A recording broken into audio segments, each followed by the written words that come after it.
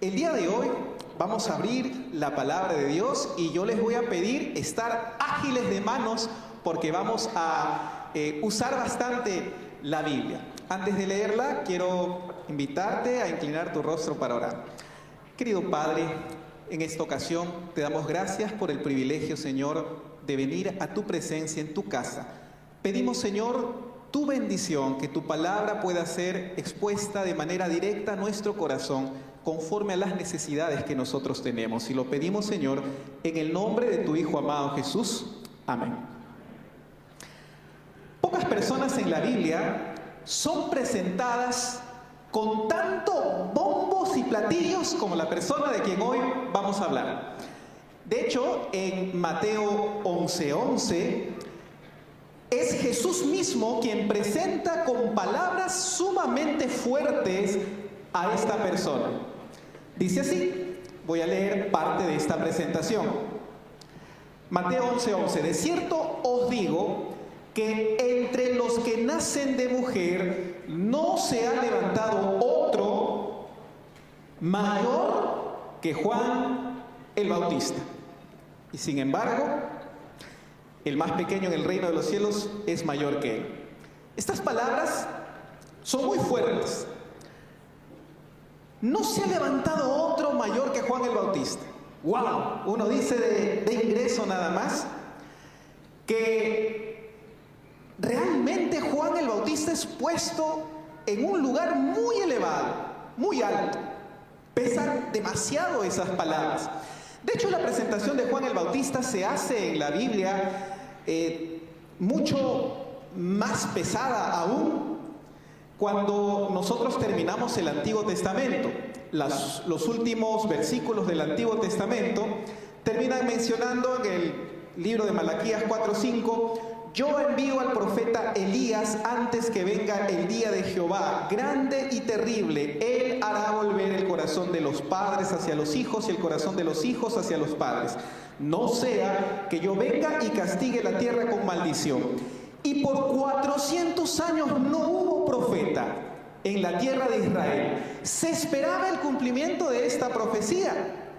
Y qué interesante es que tras 400 años, un enorme periodo de silencio, el más grande entre la narración bíblica, el profeta que seguía era nada más y nada menos que Juan el Bautista. ¡Wow! Todos seguimos abriendo los ojos y admirándolos.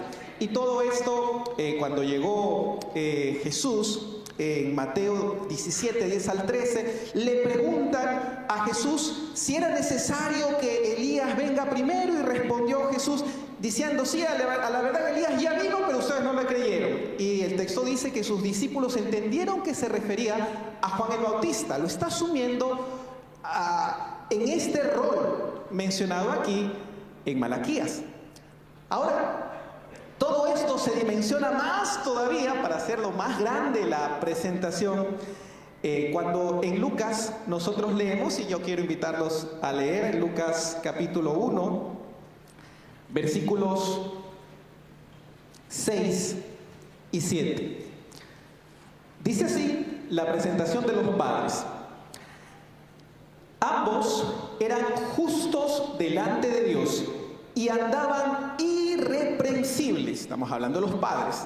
Y dice: en todos los mandamientos y las ordenanzas del Señor. Pero no tenían hijos porque Elizabeth era estéril y ambos ya de edad avanzada. En este sentido, hasta los padres de Juan eran personas admirables. Y yo quiero aquí dar una aplicación, una primera aplicación, que es el tremendo potencial que existe en padres justos, aprobados delante de Dios.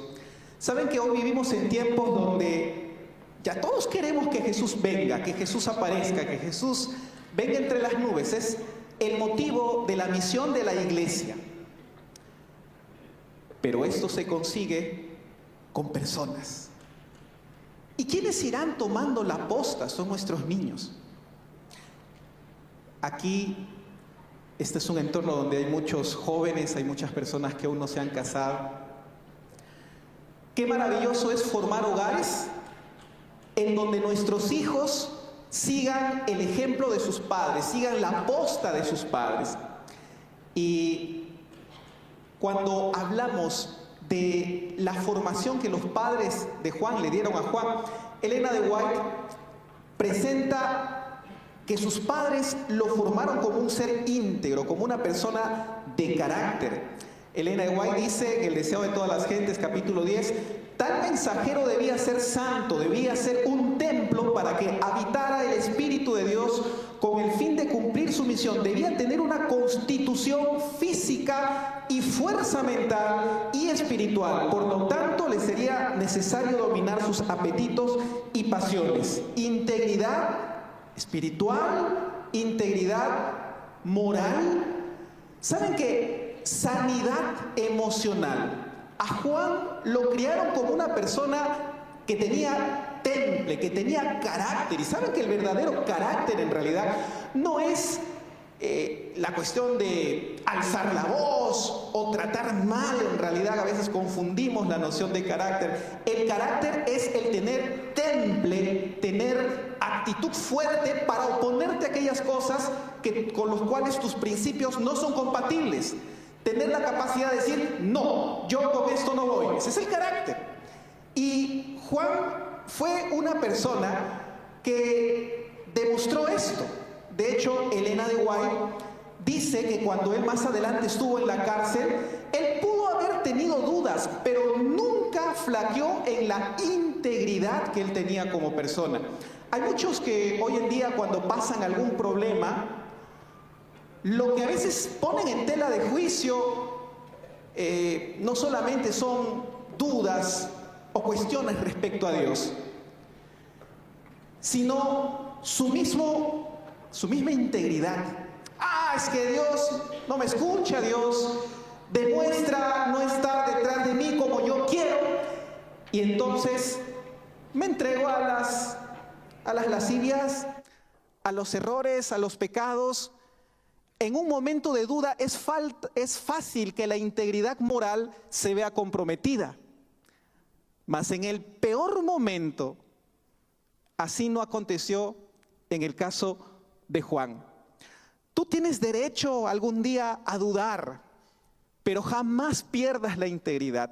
Y esto fue graficado en la vida de Juan.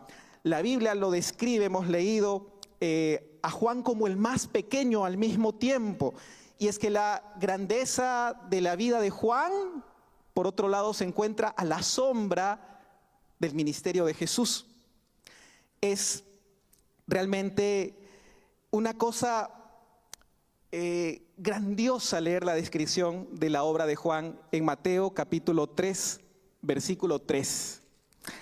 Allí nosotros leemos y dice,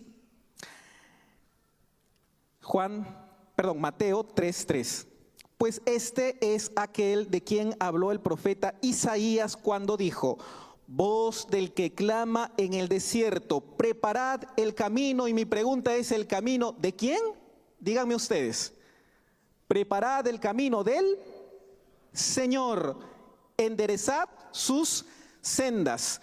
Preparar el camino del Señor implica en primer lugar despojarme del deseo de establecer mi propio camino, de establecer mi propio rumbo, de tener mi propia meta, mi propio ideal, de lo que son mis sueños. Y estamos hablando de una persona que se dedicó por completo a que el camino establecido sea el camino de Jesús. ¿Saben? Esto implicó una renuncia total a todo sueño. Era el despojo de cualquier deseo de hegemonía propia. Y en este sentido, el versículo 31, por ejemplo, del libro de Juan 3:31, dice, el que viene de arriba es sobre todos y el que es de la tierra es terrenal y cosas terrenales habla. El que es del cielo es sobre todos, lo dijo Juan, y efectivamente lo vivió, porque Jesús estaba sobre todo en su vida. Y saben, acá hay algunas aplicaciones. Hay que preparar el camino hacia Cristo para la vida de otras personas. Una pregunta es, ¿a quién tú estás discipulando? La Biblia dice que Juan el Bautista tenía discípulos. Juan clamaba en el desierto. No importa que el terreno sea difícil para hacerlo. Vamos, aún en el desierto es posible clamar. Y a veces te va a tocar posiblemente renunciar a tus comodidades por realizar esta noble labor. Pero en la vida de Juan encontramos también algunas cosas inéditas. Por ejemplo, una de las cosas que más son remarcadas son los no de la vida de Juan, que está en justamente concordancia con lo que venimos diciendo. En primer lugar, Juan capítulo 1, versículos 6 al 8, quiero invitarlos a abrir sus Biblias. El primer grande no de la vida de Juan es que Juan no era la luz, no la era. Dice Juan capítulo 1, versículo 6, hubo un hombre enviado por Dios, el cual se llamaba Juan. Este vino como testigo para dar testimonio de la luz, a fin de que todos creyeran por medio de él. Y nota este texto. Él no era la luz, sino un testigo de la luz. Era un enviado, no era la luz. Nosotros estamos acostumbrados a ser las estrellas, a ser aquellos que brillemos en nuestra vida, a ser aquellos que de pronto queremos que nuestro resplandor sea visto por otras personas. Y aquí comenzamos a entender la grandeza de la entrega de Juan. Él no fue llamado a ser la luz. Él sabía desde el inicio que su vida no era llamada a tener luminosidad propia. De hecho, cuando Jesús apareció en su ministerio, Juan no procuró mantenerse relevante. Juan no buscó competir. El borrar el yo para que aparezca Cristo es realmente un desafío y una de las grandes enseñanzas.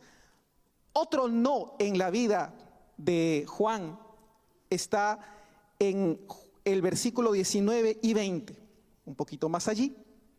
Dice allí, Juan 1:19. Este es el testimonio de Juan. Cuando los judíos enviaron de Jerusalén sacerdotes y levitas a preguntarle, ¿quién eres tú? Él confesó y no negó. ¿Y qué fue lo que confesó? Este es el segundo no. Yo no soy el Cristo. ¿Saben que yo no sé si en algún momento ustedes los han confundido con alguna persona de mayor fama y de repente le han dicho, oye, ¿y tú no eres fulano de tal porque te pareces? Y nosotros hemos dicho, no, yo quizás no le llego ni a los talones a aquel de quien tú estás hablando. Imagínate que los discípulos de Juan le preguntaban, ¿tú eres el Cristo? Y la gente alrededor, ¿tú eres el Cristo? Y Juan tenía que decir, no, yo no soy. No lo soy. Es decir, negaba la grandeza que se podría quizá alguien poner celoso de quererse atribuir. Y viendo finalmente incluso Juan que sus propios discípulos seguían a Jesús, podríamos decir que un ser humano con sentimientos normales hasta cierto punto podría sentir su orgullo golpeado porque sus propios discípulos estaban siguiendo a otro maestro. Elena de White dice también, pero al ver Juan que el pueblo se volvía hacia él, buscaba toda oportunidad de dirigir su fe hacia aquel que había de venir. El tercer no de Juan es que él no hizo ninguna señal, no hizo alguna señal. Juan 10:41, capítulo 10, versículo 41, encontramos la siguiente descripción. Muchos acudían a él y decían, Juan a la verdad ninguna señal hizo, pero todo lo que Juan dijo de este era verdad. El que no hizo ninguna señal fue profeta, el más grande entre los nacidos de mujer, Pero no le atribuimos un milagro extraordinario a Juan como lo pudo haber hecho Elías, como quizá los encontramos en otros profetas como Eliseo, como Moisés. ¿Qué de extraordinario hizo Jesús en el hizo Juan en el sentido sobrenatural? Nada. De hecho, Ellen White comenta y dice: no le fue dado a Juan hacer bajar fuego del cielo, ni resucitar muertos como Elías lo había hecho, ni manejar la vara del poder en el nombre de Dios como Moisés. Fue enviado a pregonar el advenimiento del Salvador y a invitar a la gente a prepararse para su venida. Y el cuarto y último no en la vida de Juan es que él no tuvo el privilegio de acompañar a Jesús. Ellen White dice: Juan no tuvo el privilegio de estar con Cristo ni de presenciar su manifestación de poder divino que acompañó a la luz mayor. A Juan no le tocó ver a los ciegos recobrar la vista, a los enfermos sanar y a los muertos resucitar. No contempló la luz que resplandecía a través de cada palabra de Cristo, derramando gloria sobre las promesas de la profecía. El menor de los discípulos que contempló las poderosas obras de Cristo y oyó sus palabras fue en este sentido más privilegiado que Juan, y por tanto se dice que ha sido mayor que él. Era tanta la privación que hasta incluso se privó de ver el ministerio de aquel a quien tanto había proclamado. ¿Saben que estar preparado para tantos no en la vida y cumplir una misión habla de la grandeza de Juan? De hecho, en las descripciones de la Biblia encontramos que su obra era causa de arrepentimiento, que la gente iba, que confesaba sus pecados. Él llevaba un mensaje de amonestación a los líderes de su tiempo. Cuando nosotros leemos en Lucas capítulo 3 versículos 1 y 2, leemos la descripción, una descripción muy interesante del contexto político del entorno de aquellos tiempos. Se menciona, por ejemplo, a Tiberio César, a Poncio Pilato, a Herodes el tetrarca, a Anás y Caifás, y todo eso para contextualizar ¿en qué tiempo vivía Juan el Bautista? Era más o menos como que la Biblia estaba diciendo: para ilustrar un poquito la obra de Juan, queremos presentar la clase política de su tiempo. Y entonces se presenta en primer lugar Tiberio César, de quien se dice que no se cansó de las mujeres antes que cansarse de los hombres. Una persona que vivió desvíos sexuales terribles en su tiempo. De Pilato se dice que él solía hacer actividades de falsa bandera para poder establecer el orden de una manera no justa. Y tenemos alguna referencia a eso en Lucas capítulo 13, versículo 1. Herodes el tetrarca era hijo de Herodes el Grande. De su padre se decía: más vale ser el chancho, un animal de Herodes, que ser su hijo. Porque realmente era una persona que no dudaba en matar incluso a su propia familia por quedarse en el poder, que iba del lado donde le convenía. Y que hablar de Anás y Caifás, cuando se presenta en ese texto al sumo sacerdote, se mencionan a dos personas. Y es que en realidad Caifás era quien llevaba el oficio en la realidad, era, digamos, el oficial sumo sacerdote, pero realmente quien gobernaba, quien ejercía la función era Anás, su suegro. Había un tipo de enlace corrupto, una marioneta, podríamos decir, Caifás de Anás en aquellos tiempos. Y saben que los tiempos, por lo tanto, en los cuales vivió Juan fueron terribles en ese contexto. Y lo peor de todo es que nadie parecía condenar las acciones de la clase política de su tiempo. Y ahí es cuando, una vez más, qué difícil era la labor de un profeta. Porque tenía que elevar la voz que otros no querían decir, que otros no querían elevar. Pero todo esto nos sienta la persona de Juan como alguien grande, como un profeta admirable, como alguien que realmente, podríamos decir, es digno de imitar. Pero en la vida de Juan encontramos también un momento de duda. ¿Saben? Todo parece ser perfecto en Juan, un cristiano de verdad, pero hasta los mejores pueden llegar a tener dudas. En Mateo capítulo 11, versículos 1 al 3, quiero invitarlos a buscar Mateo 11, versículos 1 al 3. De Juan se dice lo siguiente, lo encontramos en la cárcel y dice así: cuando Jesús terminó de dar instrucciones a sus 12 discípulos, se fue de allí a enseñar y a predicar en las ciudades de ellos. Jesús, versículo 2, al oír Juan en la cárcel los hechos de Cristo, le envió 2 de sus discípulos a preguntarle: ¿eres tú el que había de venir o esperaremos a otro? En primer lugar, ¿por qué la cárcel? Si Juan no hubiera acusado, Juan no hubiera estado en la cárcel. En una ocasión escuché a alguien decir: pero qué tonto que fue Juan, porque en vano acusó. ¿Acaso se arrepintió Herodes de las reprensiones de Juan? Ni siquiera se arrepintió y Juan termina muriendo en la cárcel. Saben que algunos dicen que en vano gastó su vida, pero ahí lo encontramos en la cárcel. Y cuando uno está en la cárcel,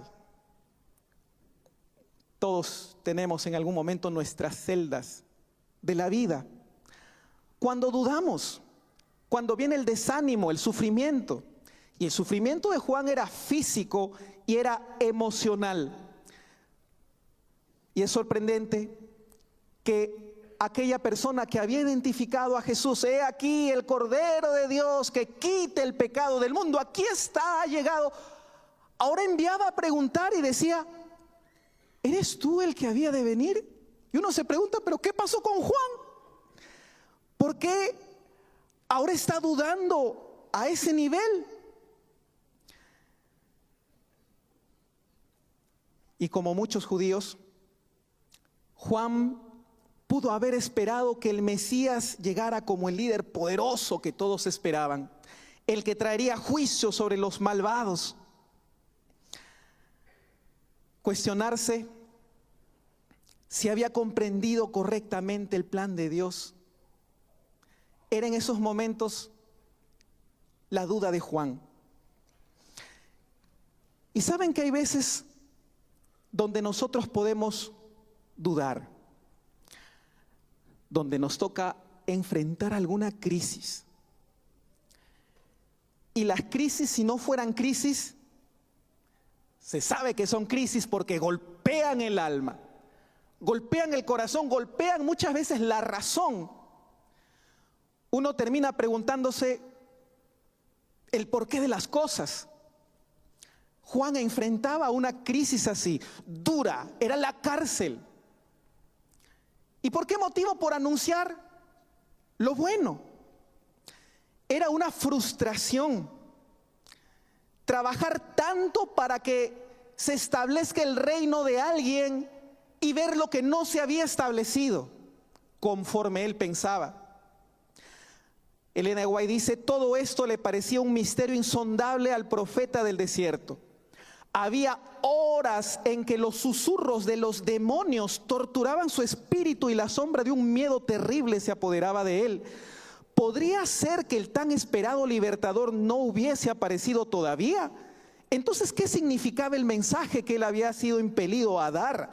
Juan había quedado acervadamente chasqueado del resultado de su misión.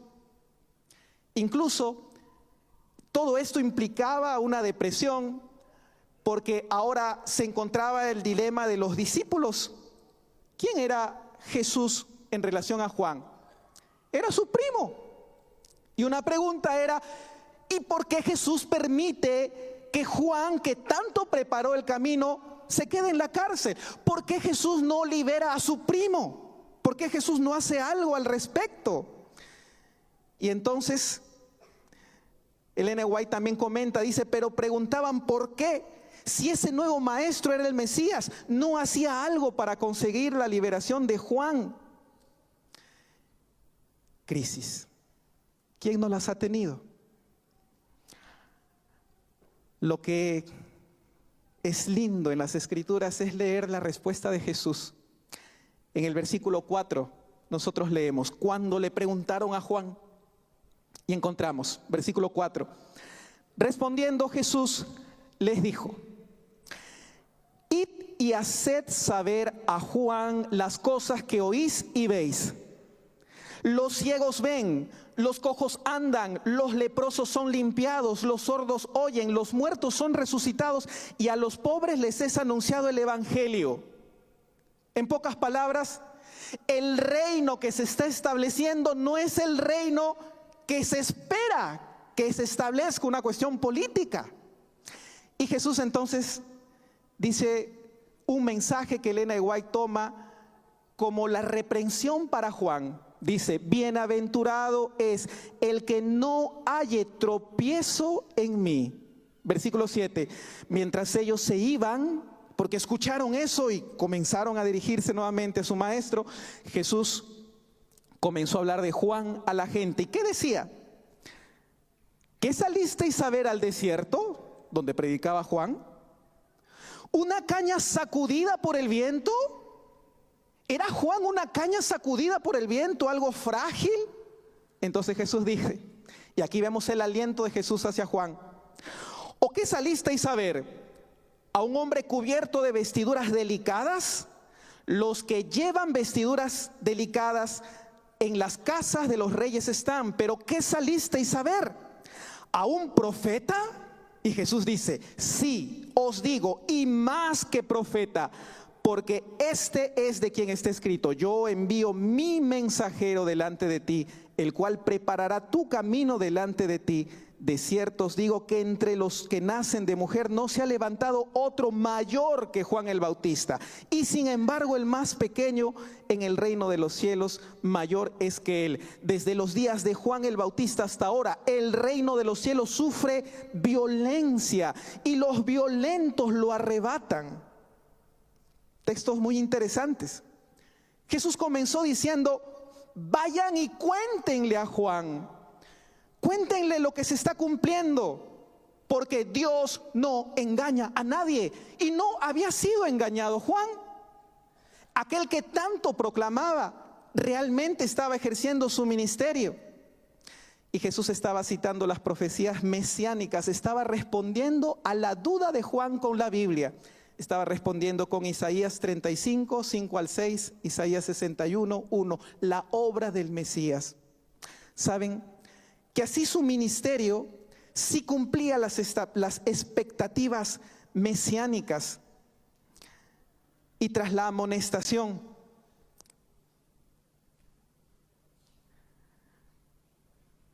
bienaventurado el que no halle tropiezo en mí. Jesús entonces comienza a potenciar el ánimo de Juan. Repite varias veces, ¿a qué salieron a ver? ¿A un profeta en el desierto? ¿A una caña? Jesús estaba diciendo, Juan, tú no eres una caña endeble, tú no eres simplemente un profeta que anda como un pobre hombre, que anda vestido de maneras inusuales. Realmente, Juan, esa firmeza que tú tuviste, tenla y manténla hasta el fin. Juan no era efectivamente esa caña que se movía. Y yo quiero aquí compartir lo que para mí es la mejor enseñanza de los problemas ante la crisis. ¿Qué hacemos cuando tenemos crisis? A veces preguntamos a todo el mundo, pero ¿a quién tenemos que recurrir y dónde vienen las respuestas? Están aquí. Jesús estaba recordándole a Juan una profecía mesiánica. Ellen White dice: los discípulos llevaron el mensaje y bastó. Dice: Juan recordó la profecía concerniente al Mesías. ¿Qué fue lo que recordó? Lo que estaba escrito del Mesías. ¿A dónde fueron sus dudas? Hacia la palabra de Dios. Y dice así: recordó la profecía concerniente al Mesías. Me ungió Jehová, me ha enviado a predicar las buenas nuevas a los abatidos, a vendar a los quebrantados de corazón, a publicar libertad a los cautivos, etcétera. Juan, ante la duda, gracias a Jesús, hizo que sus pensamientos se dirigieran a donde tienen que dirigirse cuando andamos con dudas. Hizo que sus pensamientos vayan a la fuente de toda respuesta, a la Biblia, a las Escrituras. Y entonces, en Juan encontramos algo maravilloso. Juan se convierte en la primera persona que entiende por su razonamiento, gracias a lo que Jesús había mencionado, que la obra de Jesús no era el de establecer un reino político, pero lo hace allí solo en la cárcel.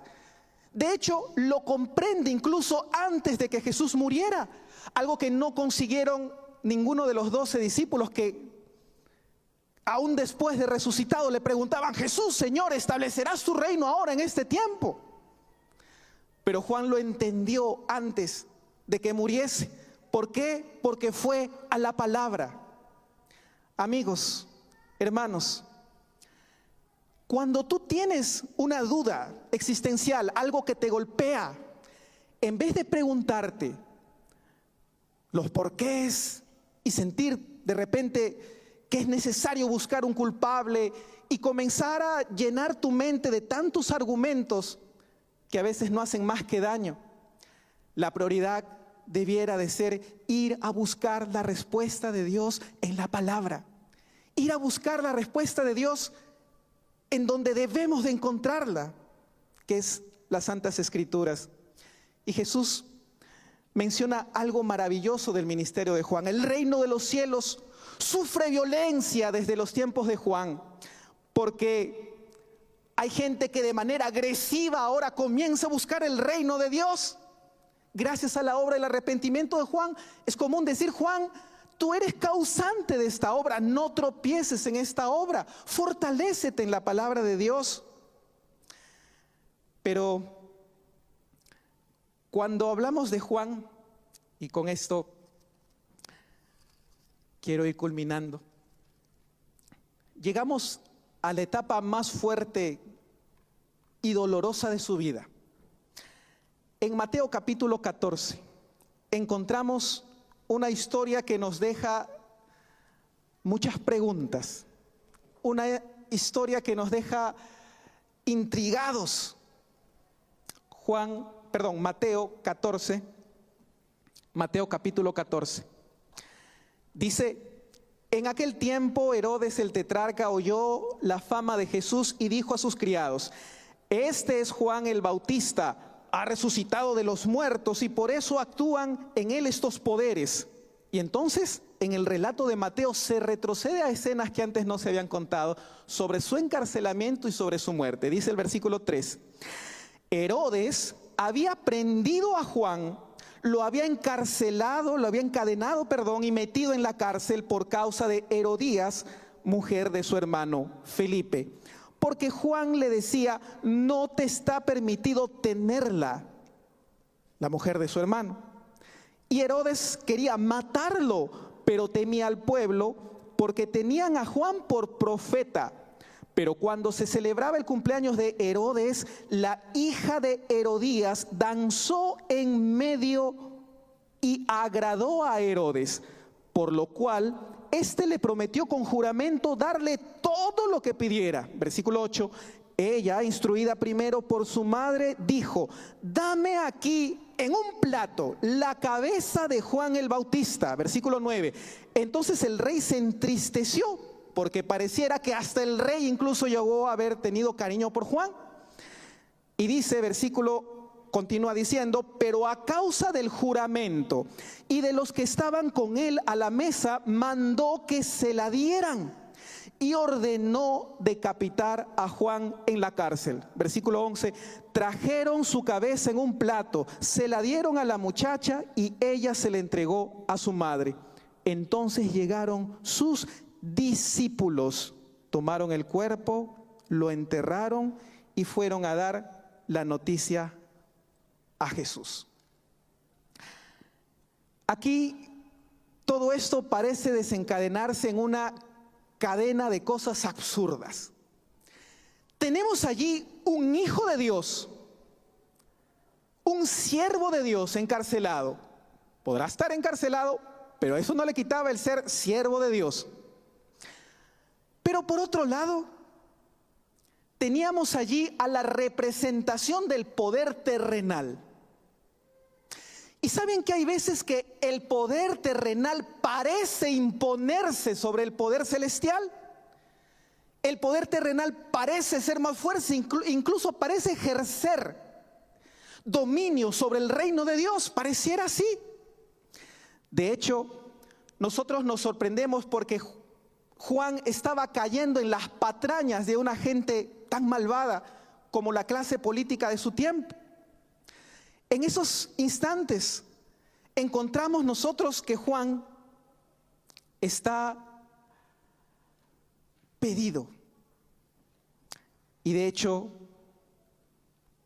la pregunta que nosotros nos hacemos es: ¿por qué? ¿Por qué Dios permitió que el más grande de los profetas, que el mayor de los nacidos entre mujeres, muriera de esa forma? Es algo que uno se pregunta y uno dice: pero esto parece injusto. Y la muerte de Juan no fue otra cosa sino que el capricho de una muchacha. ¿Qué es lo que quieres? Yo quiero la cabeza de Juan. Había sido por su madre animada a pedir esto, y era una cosa caprichosa. Por un capricho de unos cuantos pecadores, se tenía que sacrificar la vida del mayor de los siervos de Dios descritos hasta este momento. Y cuando uno se hace estas preguntas, uno dice entonces: ¿por qué? ¿Por qué Dios permitió que muriera así? Es una pregunta que todos nos hacemos. Y saben, cuando comenzamos a cuestionar la vida nosotros de esta perspectiva, a veces cuestionamos a Dios. Esto es un tema común en lo que en teología, en filosofía se conoce como teodicea. El juicio a Dios. ¿Qué pasaría si enjuiciamos a Dios y le comenzamos a preguntar los porqués de cosas que a nosotros nos parecen que no debieran de suceder? Yo recuerdo hace algún tiempo atrás, allá en Perú tuvimos la noticia de un pastor muy consagrado, muy sacrificado, que yendo en la selva peruana a visitar a una de sus congregaciones en la selva, por una situación accidental terminó muriendo atravesado por un palo dentro de la embarcación en la cual él viajaba. Y uno se pregunta: wow, pero él estaba yendo a servir a Dios, que no lo pudo haber protegido el Señor. ¿Por qué tuvo que morir de esa forma? ¿Cuántos de ustedes oraron en el tiempo del COVID por algún familiar y le pidieron a Dios: Señor, por favor, sánalo? Y aún habiendo orado quizá toda la iglesia, murió. ¿Cuántos hemos experimentado este tipo de cosas? ¿Sabes? Cuando nos ponemos a pensar en todas estas cosas, a veces nuestra mente vuela más allá de donde debe de ir. Pero la teología procura responder estas cosas. Se pone en perspectiva el tema del libre albedrío que Dios da en medio del gran conflicto, donde también existe una fuerza que es la fuerza del mal, y que es motivo de muchos de los males. Pero por otro lado también está la libre determinación, donde pareciera que los seres humanos viven sometidos a la aleatoriedad de las vivencias, de las experiencias que vivimos entre nosotros los seres humanos, en la plena libertad que Dios nos da. Y efectivamente eso es algo que es cierto. Pero eso no significa que hay un Dios que deja de considerar o de actuar en aquellas circunstancias.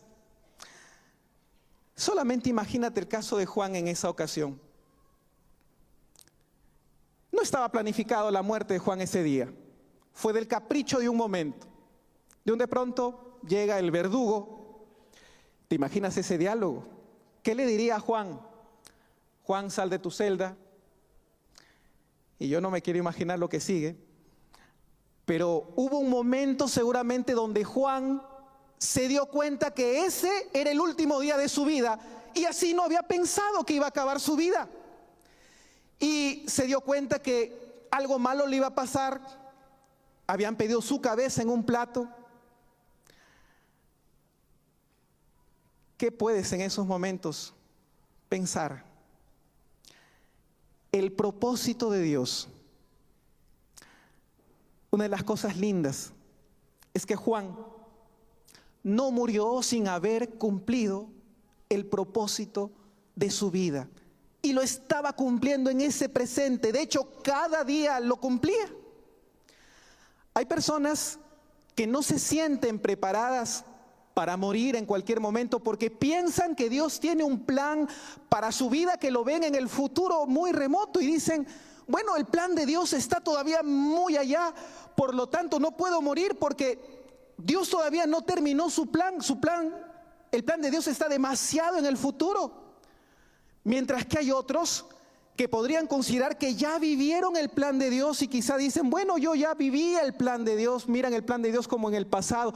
La pregunta es, ¿tú no crees que Dios tiene un plan para tu vida hoy, en el presente, en este momento en el cual estás viviendo?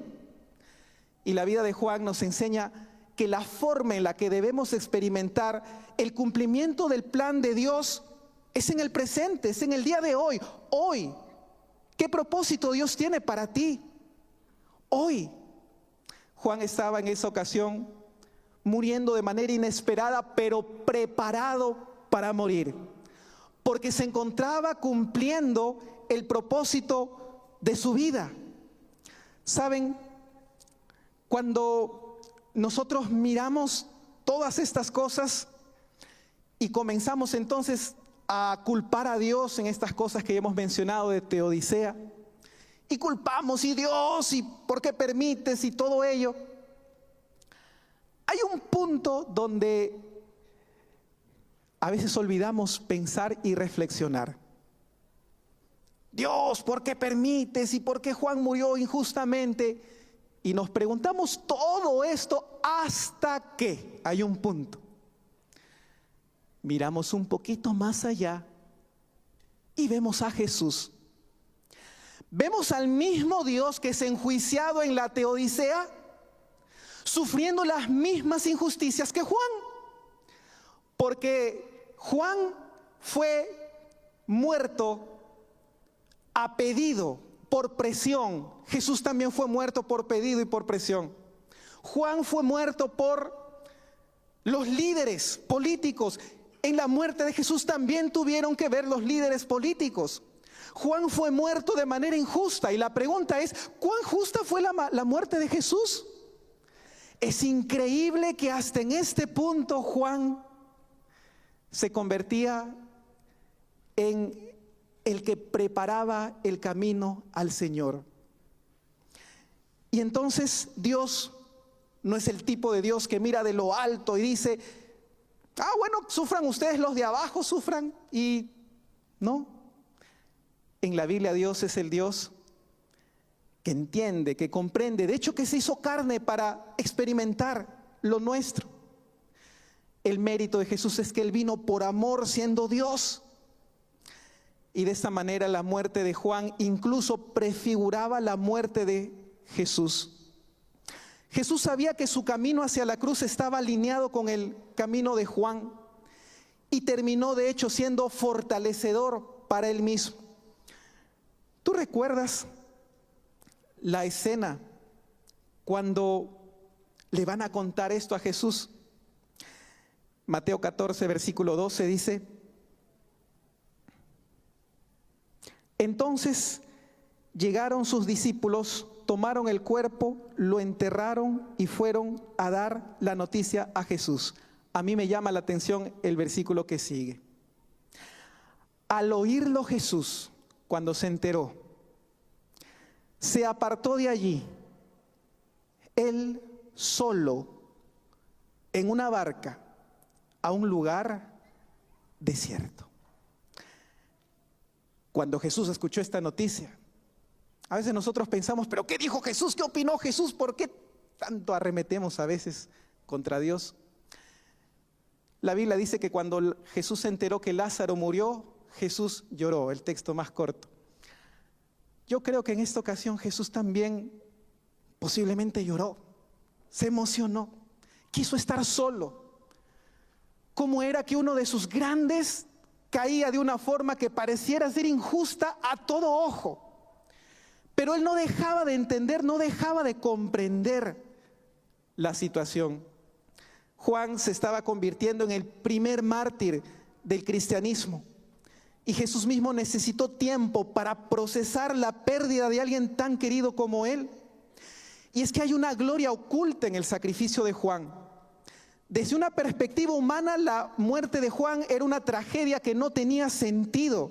Pero en una perspectiva celestial, la muerte de Juan era el cumplimiento de su misión. Juan estaba muriendo, terminando su tarea, preparar el camino para Cristo, incluso en la preadmonición de lo que acontecería con Jesús muriendo en la cruz. Y este sacrificio no sería en vano. Yo quiero en esta ocasión, ¿cómo es que la vida de Juan tiene relevancia para nosotros hoy?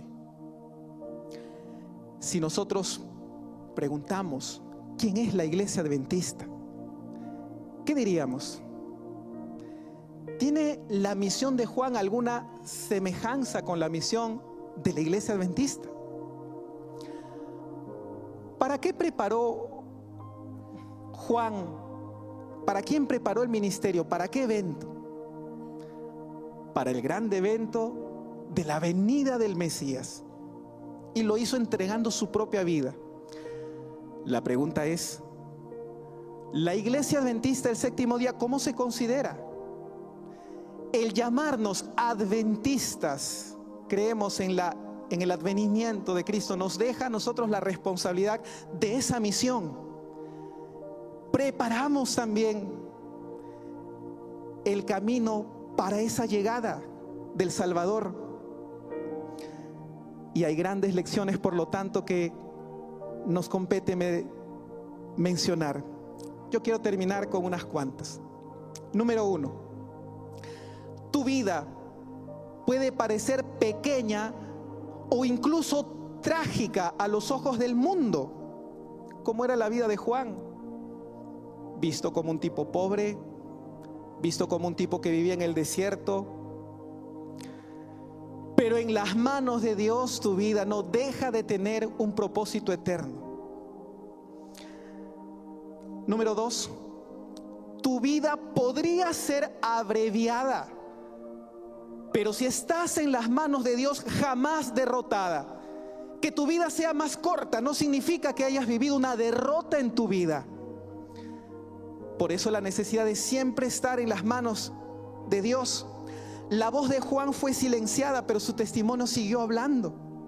Número 3, si eres misionero, aquí hay muchos misioneros, hoy no te tocará vivir en los excesos.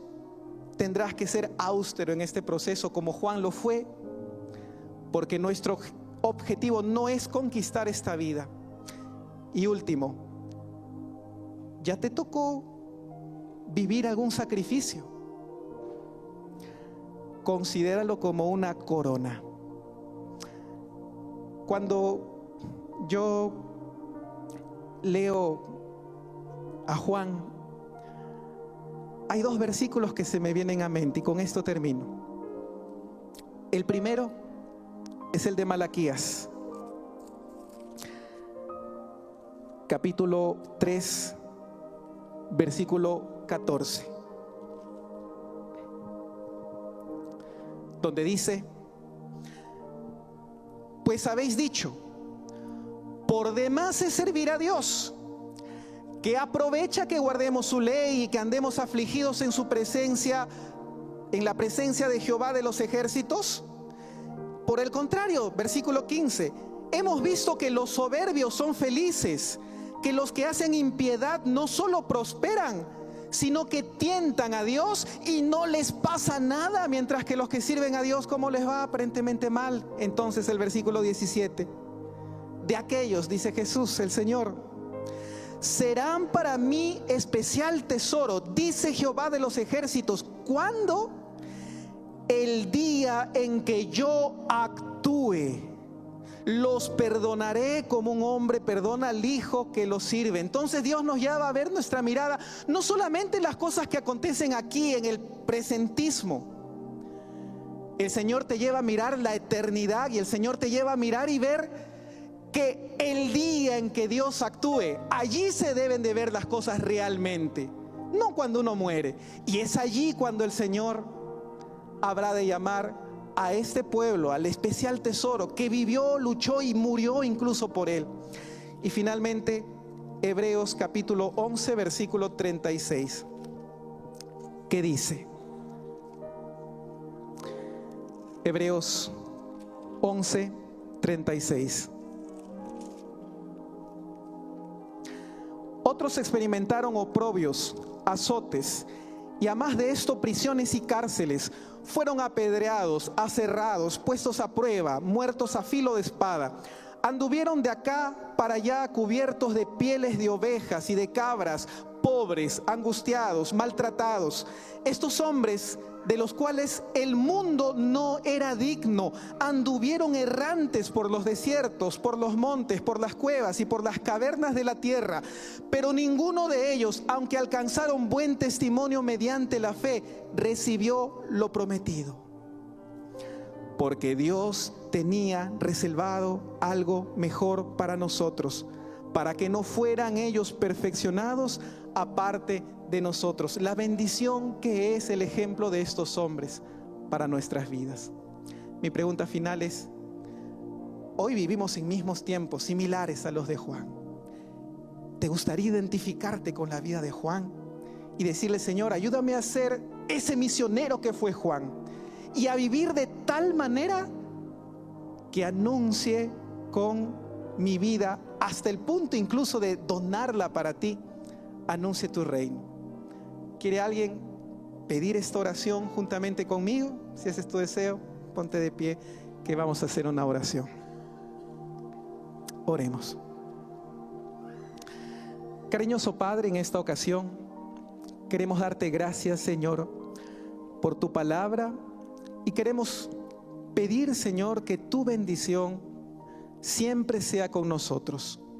Oramos, Señor, para que nos des la fortaleza que tuvo Juan para enfrentar cualquier desafío en su vida, y que nos ayude, Señor, a estar dispuestos a decidir por ti, incluso al punto del sacrificio. Quédate, Señor, con tu pueblo y acompáñanos en este hermoso sábado. Te lo pedimos en el nombre de tu Hijo amado Jesús. Amén.